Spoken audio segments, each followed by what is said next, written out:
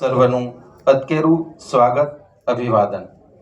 આજે બહોળી સંખ્યાની અંદર અલગ અલગ તાલુકાઓમાંથી પધારેલા સર્વ બહેનોનું અમે રામ મંદિર ઓડિટોરિયમની અંદર હાર્દિક અભિવાદન હાર્દિક સ્વાગત કરીએ છીએ। આવો મહાનુભાવોના કરકમલોથી આપણે દીપ પ્રાગટ્ય દ્વારા આજના આ કાર્યક્રમને ખુલ્લો મૂકીશું। વિનંતી કરીશ માનનીય કલેક્ટર हमेशा से 21वीं सदी के भारत के तेज विकास के लिए महिलाओं का तेज विकास, उनका सशक्तिकरण उतना ही जरूरी है।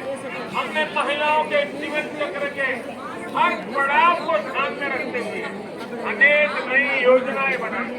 महिलाओं का जीवन आसान बने, उनके जीवन से मुश्किलें कम हो, उन्हें आगे